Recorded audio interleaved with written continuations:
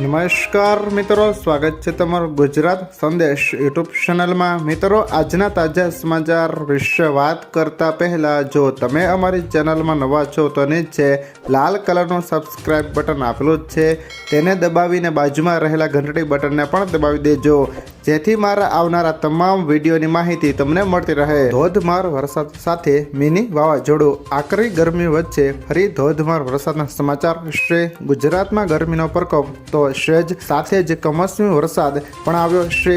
રાજકોટના જસદણ શહેર અને ગ્રામીણ વિસ્તારમાં ધોધમાર વરસાદ આવ્યો છે, તો બીજી તરફ આટકોટમાં મિની વાવાઝોડું આવ્યાના અહેવાલ છે।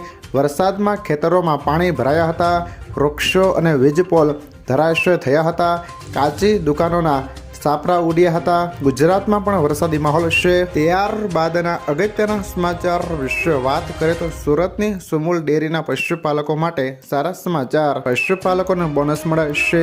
સુરતની જાણીતી સુમુલ ડેરી દ્વારા એકવાર ફરી પશુપાલકોને લઈને મોટો નિર્ણય લેવામાં આવ્યો છે। સુમુલ ડેરી દ્વારા જાહેરાત કરવામાં આવી છે કે સુમુલ ડેરી દ્વારા પશુપાલકોને કરોડોનું બોનસ આપવામાં આવશે।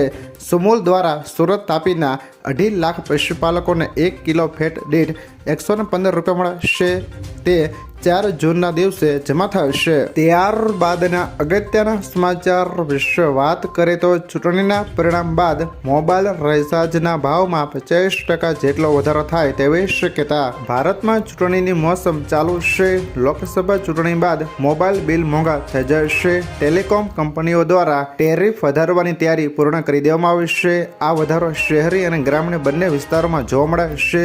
જો રિપોર્ટ્સનું માનીએ તો પોસ્ટપેડની સાથે પ્રીપેડ પ્લાન્સમાં પણ વધારો થશે। ઉપરાંત ઇન્ટરનેટ પ્લાન પણ પહેલાં કરતાં મોંઘા થઈ શકે છે। મોબાઈલ રિચાર્જમાં ઓછામાં ઓછા 50% વધારો થશે।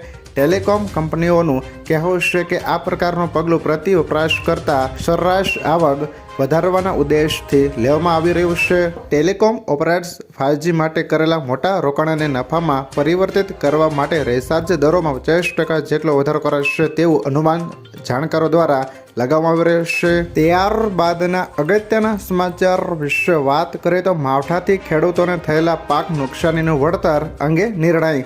કમોસમી વરસાદને કારણે ખેડૂતોના ઊભા પાક અને બાગાયતી પાકોને ભારે નુકસાન થયું છે। પાક નુકસાન સામે સરકાર વળતર કે સહાય આપશે કે નહીં તે અંગે કૃષિ મંત્રી રાઘવજી પટેલ નિવેદન આપ્યું છે। કમોસમી વરસાદને કારણે થયેલા નુકસાનીના સર્વે કરવાના આદેશ તાલુકા કક્ષાએ આપી દેવામાં આવ્યા છે। કમોસમી વરસાદની આગાહી હોવાથી સર્વેનો ફાઇનલ રિપોર્ટ 17મી મે પછી આવશે। સરકાર ખેડૂતોને થતા નુકસાની પ્રત્યે ચિંતિત છે।